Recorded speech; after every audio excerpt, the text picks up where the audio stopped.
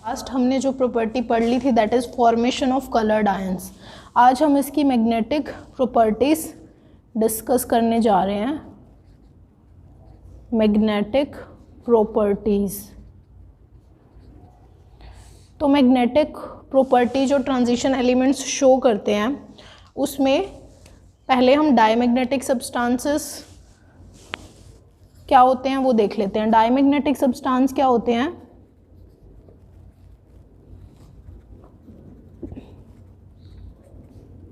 Diamagnetic substances वो होते हैं which attracts the external magnetic field, which attracts the external magnetic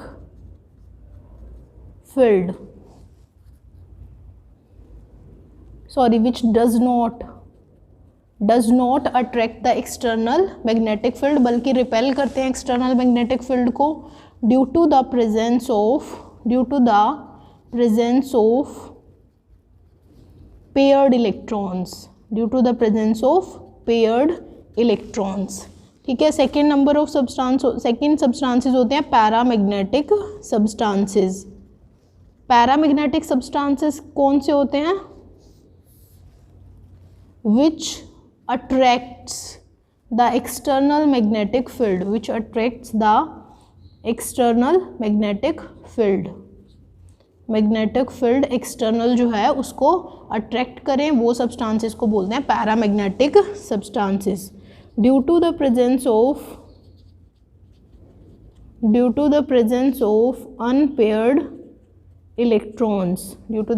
of unpaired electrons, ठीक है। क्योंकि जो पेयर्ड इलेक्ट्रॉन्स होते हैं ना उसमें एक इलेक्ट्रॉन की स्पिन दूसरी इलेक्ट्रॉन की स्पिन के अपोजिट होती है, तो दोनों एक दूसरे के मैग्नेटिक मूवमेंट को क्या कर देते हैं? कैंसल आउट कर देते हैं। तो जो नेट मैग्नेटिक मूवमेंट होता है वो क्या होता है? ज़ीरो। यहाँ पे जो अनपेयर्ड इलेक्ट्रॉन्स होते हैं, अनपेयर्ड इलेक्ट्रॉन होने की वजह से उनका नेट मैग्नेटिक मूवमेंट जो है वो ज़ीरो नहीं होता, ठीक है। तो जब हम एक्सटर्नल मैग्नेटिक फील्ड अप्लाई करते हैं तो जो वो उनका नेट मैग्नेटिक मूवमेंट होता है वो एक्सटर्नल मैग्नेटिक फील्ड के साथ अलाइन हो जाता है, एक्सटर्नल मैग्नेटिक मूवमेंट के साथ सेम डायरेक्शन में अलाइन हो जाता है, जिस वजह से वो एक्सटर्नल मैग्नेटिक फील्ड को अट्रैक्ट करता है, ठीक है। But in the absence of external magnetic field, अगर हम in absence of external magnetic field की बात करें, मतलब एक्सटर्नल मैग्नेटिक फील्ड हमने अप्लाई नहीं किया है, फिर उनका जो है नेट मैग्नेटिक मूवमेंट है जो वो मतलब वो मैग्नेटाइज नहीं रहेंगे, ठीक है। तो दे विल नॉट रिमेन मैग्नेटाइज्ड। अगर हमने एक्सटर्नल मैग्नेटिक फील्ड हटा दिया तो वो मैग्नेटाइज नहीं रहेंगे, they will not remain magnetize, ठीक है। एक्सटर्नल मैग्नेटिक फील्ड रिमूव कर दिया तो जो उनका मैग्नेटाइजेशन है वो भी ज़ीरो हो जाएगा, ठीक है। उसके बाद हम अगर देखें तो मैग्नेटिक मूवमेंट का फॉर्मूला देख लेते हैं ट्रांजिशन एलिमेंट्स के लिए। जो मैग्नेटिक मूवमेंट का फॉर्मूला होता है वो होता है √n × n+2 Bohr magneton, where n is the number of unpaired electron, ठीक है। तो यहाँ पे हम number of unpaired electron put करते जाएंगे और मैग्नेटिक मूवमेंट की वैल्यू आ जाएगी। जैसे हम टाइटेनियम +3 का निकाल के देखते हैं। टाइटेनियम +3 की इलेक्ट्रॉनिक कॉन्फ़िगरेशन क्या होगी? 3d1, तो मैग्नेटिक मूवमेंट की वैल्यू क्या होगी? 1 × 1 + 2, ठीक है। तो हमारे पास यहाँ पे वैल्यू क्या आ जाएगी? √3 and that is equal to 1.73 Bohr magneton, ठीक है। तो ये हो गया इसके मैग्नेटिक मूवमेंट की वैल्यू, ठीक है। इस तरह से हम किसी भी ट्रांजिशन मेटल के लिए निकाल सकते हैं, बस हमें उसके इलेक्ट्रॉनिक कॉन्फ़िगरेशन का पता होना चाहिए, तो हम उसके मैग्नेटिक मूवमेंट की वैल्यू अपने आप से कैलकुलेट कर सकते हैं, ठीक है। तो जो आपको इसमें दिए हैं आपकी बुक में, scandium +3, titanium +3, vanadium +3, chromium +3, chromium +2, manganese +2, iron +2, cobalt +2, निकल +2, कॉपर +2, जिंक +2, ठीक है। तो इनकी जो आउटर इलेक्ट्रॉनिक कॉन्फ़िगरेशन होगी वो क्या होगी? आउटर इलेक्ट्रॉनिक कॉन्फ़िगरेशन, ठीक है, वो होगी 3D0, 3D1, 3D2, 3D3, 3D4, 3D5, 3D6, 3D7, 3D8, 3D9 and 3D10, ठीक है। तो यहाँ पे जो नंबर ऑफ अनपेयर्ड इलेक्ट्रॉन हुए वो कितने हुए, नंबर ऑफ अनपेयर्ड इलेक्ट्रॉन कितने हुए, यहाँ पे 0, यहाँ पे 1, यहाँ पे 2, यहाँ पे 3, यहाँ पे 4, यहाँ पे 5।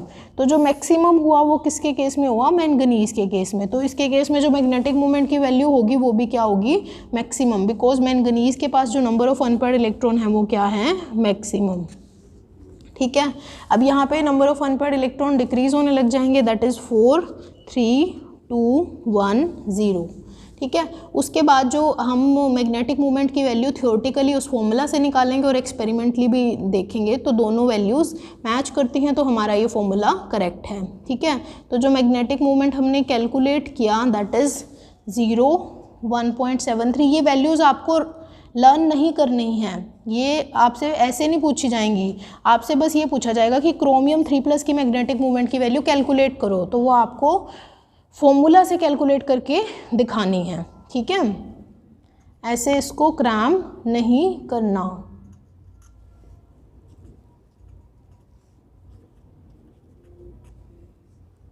टू 2.87, 1.73 एंड 0, ठीक है।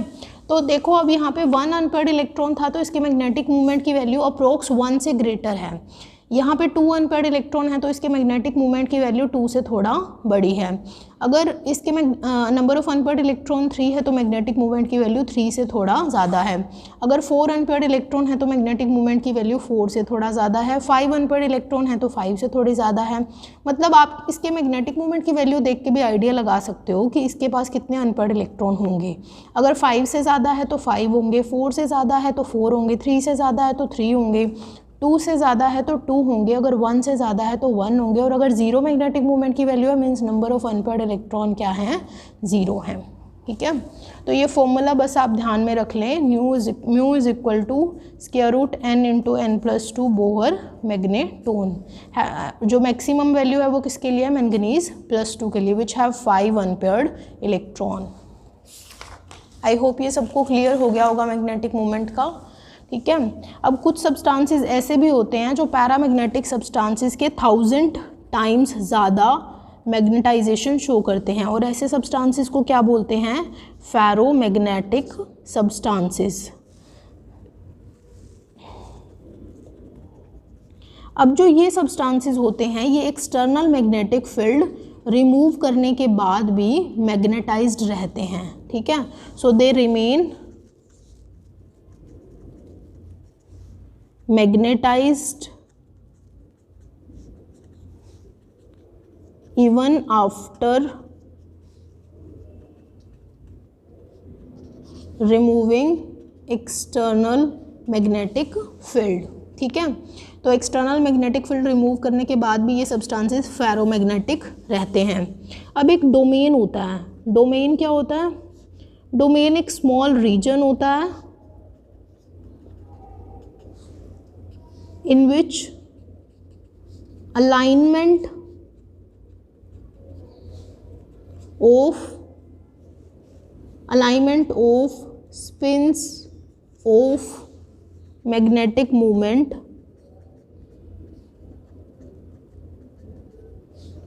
is shown, ठीक है। अब जो फेरोमैग्नेटिक सब्सटेंसेस होते हैं ना उनको हम 3 पार्ट्स में डिवाइड कर सकते हैं on the basis of alignment. जो फेरोमैग्नेटिक सब्सटेंसेस होते हैं उनको हम 3 पार्ट्स में डिवाइड कर सकते हैं on the basis of alignment of spins, ठीक है। तो पहला जो होता है ferromagnetism, anti ferromagnetism and ferrimagnetism. Ferromagnetism, anti ferromagnetism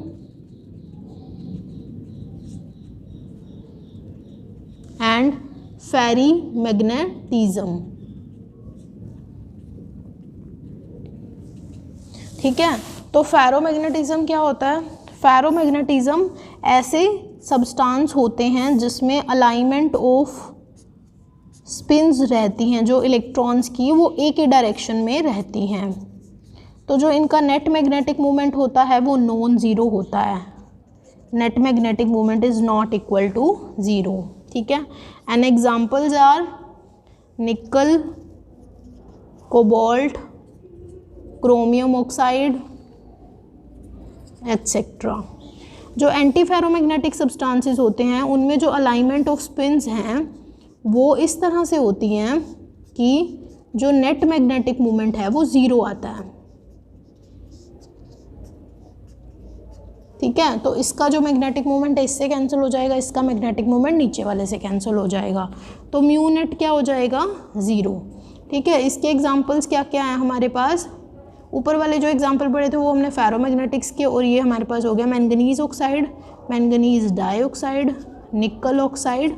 ठीक है, तो ये सारे इसके एग्जांपल होंगे। और जो फेरी मैग्नेटिक सब्सटेंसेस होता है इसमें अलाइनमेंट ऑफ स्पिन इस तरह से होता है कि ना तो सारे पैरेलल डायरेक्शन में होते हैं और ना ही एंटी पैरेलल डायरेक्शन में होते हैं, इस तरह से होंगे कुछ। ठीक है, तो इनका जो नेट मैग्नेटिक मोमेंट होगा वो नॉट इक्वल टू ज़ीरो होगा। ठीक है, लेकिन फेरोमैग्नेटिज्म से इनका कम होगा मैग्नेटिक मोमेंट, क्योंकि कुछ एंटी पैरेलल डायरेक्शन में भी हैं, ठीक है, और पैरेलल डायरेक्शन में भी हैं। तो इनके एग्जांपल हमारे पास क्या हो गए, Fe3O4 that is magnetite, and M2 positive Fe2O4 where metal is equal to magnesium, copper, zinc.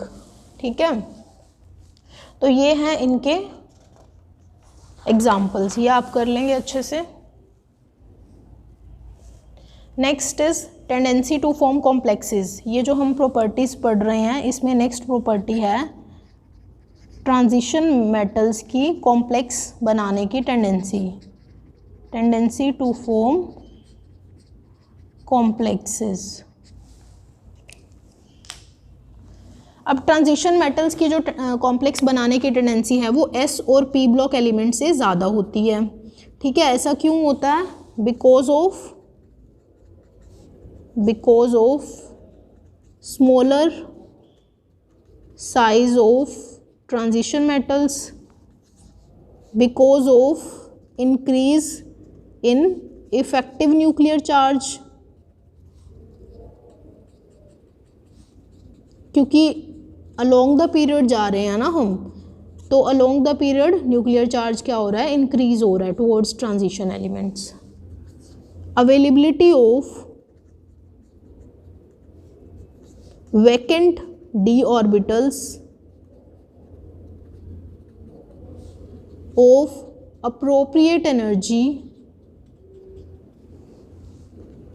appropriate energy in their atoms for bonding। ठीक है, तो जो ट्रांजिशन मेटल्स होते हैं वो लिगेंड्स के साथ कॉम्प्लेक्स बनाते हैं, तो जो मेटल्स हैं वो लिगेंड के साथ किस तरह का बॉन्ड फॉर्म करते हैं, coordinate covalent bond, coordinate covalent bond. और ऐसे कंपाउंड्स को क्या बोलते हैं, कोऑर्डिनेशन कंपाउंड्स।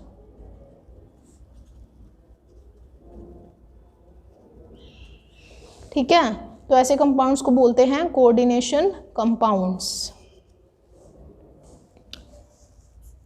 ठीक है, तो ये इसके बारे में था। अब नंबर ऑफ लिगेंड्स पर डिपेंड करता है कि जो कॉम्प्लेक्स बन रहा है उसका स्ट्रक्चर कैसा होगा, कि उसका स्ट्रक्चर लीनियर होगा, अगर 2 कोऑर्डिनेशन नंबर है, स्क्वायर प्लेनर और टेट्राहेड्रल हो सकता है,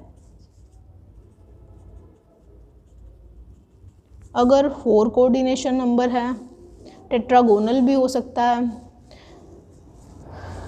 अब अगर ट्रांजिशन मेटल्स हैं विद डिफरेंट ऑक्सीडेशन स्टेट, तो उसमें ये कैसे डिसाइड करेंगे कि कौन सी ऑक्सीडेशन स्टेट वाला जो ट्रांजिशन मेटल है वो ज़्यादा स्टेबल होगा। तो जिस भी ट्रांजिशन मेटल के कॉम्प्लेक्स में उस पर हायर चार्ज होगा, हायर चार्ज होगा वो ज़्यादा स्टेबल होगा as compare to lower charge.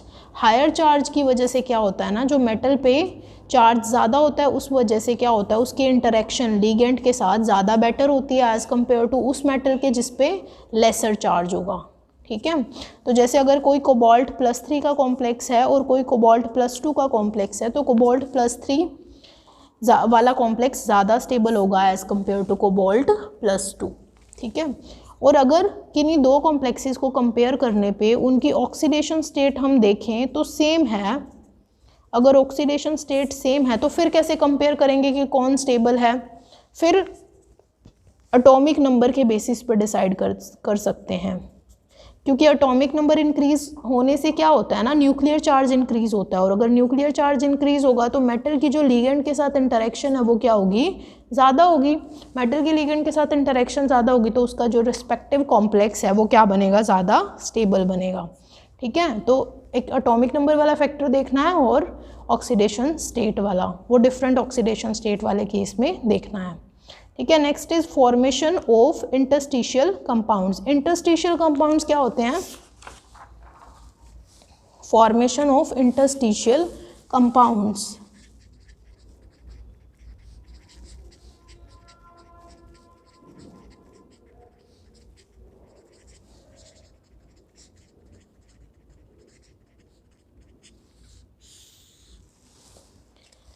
तो जैसे जो स्मॉल एटम्स होते हैं, हाइड्रोजन, बोरोन, कार्बन, नाइट्रोजन, ये जो स्मॉल एटम्स होते हैं ट्रांजिशन मेटल्स के लैटिस में जो वेकेंट साइट्स होती हैं वहाँ ट्रैप हो जाते हैं। जो वेकेंट साइट्स होती हैं उनमें ट्रैप हो जाते हैं ये स्मॉल एटम्स। ठीक है, और इंटरस्टिशियल कंपाउंड्स बनाते हैं।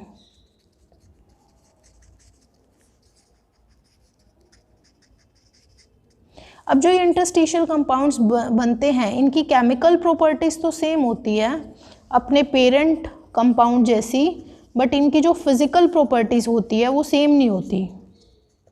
फिज़िकल प्रॉपर्टीज़ में थोड़ा डिफरेंस होता है, जैसे कि उसकी हार्डनेस, डेंसिटी या फिर कंडक्टिविटी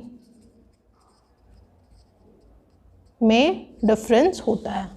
जैसे हमारे पास ये होता है स्टील एंड कास्ट आयरन, ये कंपैरेटिवली हार्ड होते हैं। ठीक है, नेक्स्ट इज कैटालिटिक प्रॉपर्टी। अब जो ट्रांजिशन मेटल्स होते हैं वो number of catalytic property show करते हैं। ठीक है, ये कैटालिटिक प्रॉपर्टी आप अच्छे से बुक में से पढ़ लेंगे।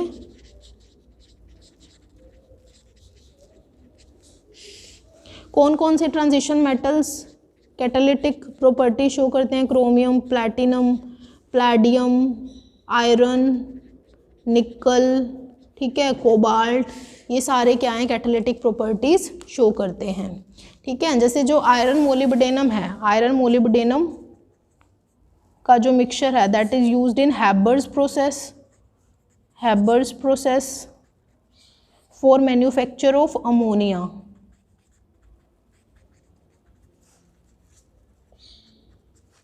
जैसे वेनेडियम पेंटोक्साइड है that is used for the oxidation of SO2 to SO3 in contact process. जैसे हम निकल यूज़ करते हैं हाइड्रोजनेशन रिएक्शंस में, ऑर्गेनिक केमिस्ट्री में।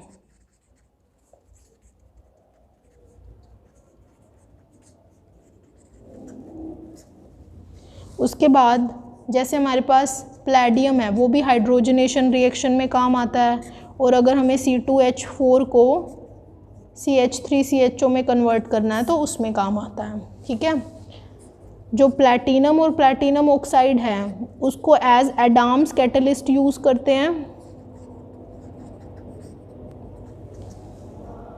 In reduction reaction.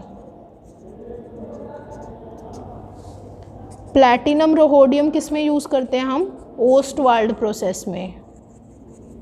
किस में यूज़ करते हैं, ओस्टवाल्ड प्रोसेस में। तो ऐसा क्या होता है कि जो ट्रांजिशन मेटल्स हैं वो एज कैटलिस्ट काम आते हैं। ये क्या करते हैं, जो सबस्ट्रेट होता है या रिएक्टेंट होता है उसके साथ मिलके एक इंटरमीडिएट बनाते हैं। वो इंटरमीडिएट का जो एक्टिवेशन एनर्जी होगा वो क्या होगा, लेसर होगा। अगर उसका एक्टिवेशन एनर्जी कम होगा तो वो एक अल्टरनेट रिएक्शन पाथवे प्रोवाइड करेगा। ये आपने फर्स्ट ईयर में काइनेटिक्स में भी पढ़ा होगा, केमिकल काइनेटिक्स में, that provides alternate reaction pathway with lower energy, with lower energy, ठीक है ना। दैट्स वाई जो कैटलिस्ट होते हैं वो रिएक्शन की स्पीड को एनहेंस करते हैं, both in the forward as well as backward direction. जैसे अगर हम कॉन्टैक्ट प्रोसेस का एग्जांपल लें तो V2O5 SO2 के साथ मिलके क्या बनाता है, SO3 + V2O4, ठीक है। फर्दर जो V2O4 है वो ऑक्सीजन से रिएक्ट करके फिर से हमारे पास क्या बना देगा, V2O5 + V2O5 that is 2V2O5, ठीक है। मतलब ये खुद भी कंज्यूम हुए बिना रिएक्शन को एनहेंस करता है, स्पीड अप करता है, ठीक है। तो एक आप कोबाल्ट का एग्जांपल भी ले लेंगे कि कोबाल्ट जो +2 है, कोबाल्ट +2 वो +3 में इजीली ऑक्सीडाइज हो जाता है, ठीक है। तो वो ब्लीचिंग पाउडर को डिकम्पोज करने में हेल्प करता है। Next is alloy formation. अब जो ट्रांजिशन एलिमेंट्स होते हैं उनका जो साइज़ होता है वो नियरली सिमिलर होता है। उसकी वजह से क्या होता है, वो एक दूसरे को इजीली रिप्लेस कर सकते हैं, एक दूसरे की जगह पे आ सकते हैं। और एलॉय क्या होता है, combination of more than one metal,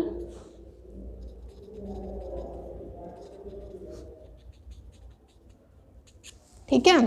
तो सिमिलर साइज होने की वजह से वो एक दूसरे की जगह पे आ सकते हैं। जैसे अगर हम मैंगनीज को डिसॉल्व करते हैं मोल्टन आयरन में टू फॉर्म मैंगनीज स्टील, तो ये एलॉय बनाने का फ़ायदा क्या होता है, इससे क्या हो जाती है, जो उसकी प्रॉपर्टीज़ हैं वो एनहेंस हो जाती है, इम्प्रूव हो जाती हैं, वो कंपेरेटिवली मोर हार्ड बनता है, बेटर बनता है, इसीलिए हम एलॉय फॉर्म करते हैं। Next is general comparison of 3D elements. General comparison भी इम्पोर्टेंट है, इसमें से दो तीन प्रॉपर्टीज़ हमेशा पूछी जाती हैं एग्जाम्स में। General comparison of properties of 3D elements with 4D elements. तो फर्स्ट तो आपको कंपैरिजन इसमें बुक में दे रखा है जो वो इलेक्ट्रॉनिक कॉन्फ़िगरेशन का है। इलेक्ट्रॉनिक कॉन्फ़िगरेशन वाला मैं रिपीट नहीं कराऊंगी क्योंकि जब हमने इलेक्ट्रॉनिक कॉन्फ़िगरेशन वाला किया था टॉपिक तो उसमें हमने सारे देख लिए थे। एनामोलस यानी एक्सेप्शनल, जो इलेक्ट्रॉनिक कॉन्फ़िगरेशन है 3D 4D 5D की वो देखनी है हमने, ठीक है। तो वो हमने देख ली थी जब हम इलेक्ट्रॉनिक कॉन्फ़िगरेशन कर रहे थे, तो वो अभी रिपीट नहीं करेंगे, लेकिन आपको ये करना है, कंपैरिजन पेपर में पूछा जा सकता है। Next is atomic radii. Atomic radii भी पहले हम डिटेल में पढ़ चुके हैं, ठीक है। तो इसमें जैसे हम फर्स्ट ट्रांजिशन सीरीज़ से सेकेंड ट्रांजिशन सीरीज़ से फर्स्ट ट्रांजिशन सीरीज़ मूव करते हैं,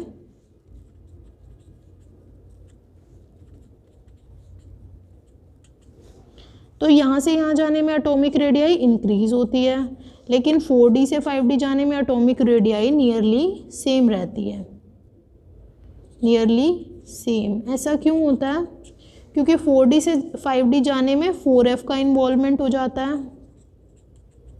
हम पढ़ते हैं ना यहाँ पे scandium, yttrium, lanthanum, titanium, niobium, tantalum, vanadium, scandium, yttrium, lanthanum, titanium, zirconium, hafnium, sorry यहाँ पे जिरकोनियम हैफेनियम आएगा, zirconium hafnium, vanadium, niobium, tantalum, chromium, molybdenum, tungsten and so on and so forth, ठीक है। तो आप यहाँ पे पढ़ते हैं ना, जैसे स्कैंडियम से अब जो है एटॉमिक रेडियाई अगर हम देखें तो ग्रुप में इंक्रीज़ होती है, तो यहाँ पे थर्ड ग्रुप का तो स्मूथ चलता है इंक्रीज़, लेकिन टाइटेनियम से ज़िरकोनियम से हैफेनियम आने में, तो टाइटेनियम से ज़िरकोनियम जाने में तो इंक्रीज़ होता है रेगुलर, लेकिन ज़िरकोनियम से हैफेनियम जाने में क्या होती है, एटॉमिक रेडियाई नियरली सेम रहती है। And same for other groups, fourth groups के लिए भी यही होता है, फिफ्थ के लिए भी यही होता है, सिक्स्थ के लिए भी, and so on and so forth. तो what is the reason behind this?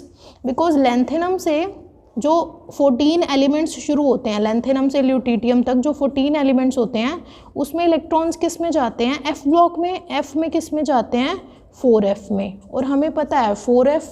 फिर उसके बाद 14 इलेक्ट्रॉन्स फिल होने के बाद इलेक्ट्रॉन्स किस में भरे जाते हैं, फिर आता है 5d का नंबर, हैफेनियम से क्या शुरू हो जाता है, फिर 5d शुरू हो जाता है, ठीक है ना।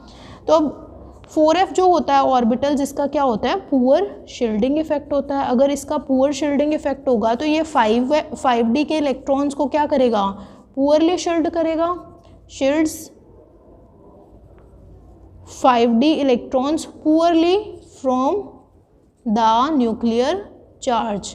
तो 5d के इलेक्ट्रॉन्स को अगर ये पुअरली शील्ड करेगा न्यूक्लियर चार्ज से, तो 5d के इलेक्ट्रॉन्स क्या फील करेंगे, ज़्यादा न्यूक्लियर चार्ज फील करेंगे, ठीक है। तो जो साइज़ बढ़ना चाहिए था वो बढ़ने की बजाय उतना इंक्रीज़ नहीं होता, ठीक है, तो वो डिक्रीज़ होता है, तो वो नियरली सेम रह जाता है साइज़। इस कॉन्ट्रैक्शन को बोलते हैं लैंथेनॉइड कॉन्ट्रैक्शन। इस कॉन्ट्रैक्शन को हम नेम देते हैं लैंथेनॉइड कॉन्ट्रैक्शन।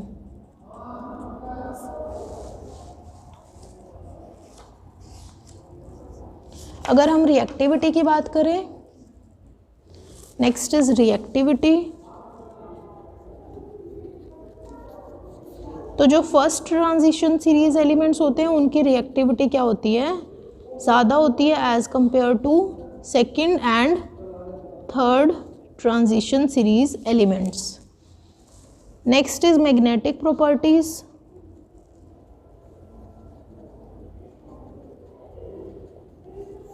तो जो फर्स्ट ट्रांजिशन सीरीज एलिमेंट्स होते हैं उनके जो मैग्नेटिक प्रॉपर्टीज़ है उसमें हम स्पिन ओनली कंट्रीब्यूशन से मैग्नेटिक मूवमेंट कैलकुलेट करते हैं, that is 4s into s+1, s is equal to n/2 put करेंगे। तो यहाँ पे हमारे पास जो मैग्नेटिक मूवमेंट कैलकुलेट करने का फॉर्मूला है फॉर फर्स्ट ट्रांजिशन सीरीज, वो क्या है, ये है। अगर हम सेकेंड और थर्ड ट्रांजिशन सीरीज़ की बात करें, second and third transition series elements, तो जो मैग्नेटिक मोमेंट निकालेंगे वो 4s into s+1 plus l into l+1 Bohr magneton, ठीक है ना। तो ये मैग्नेटिक प्रॉपर्टीज़ हैं। Next is oxidation state.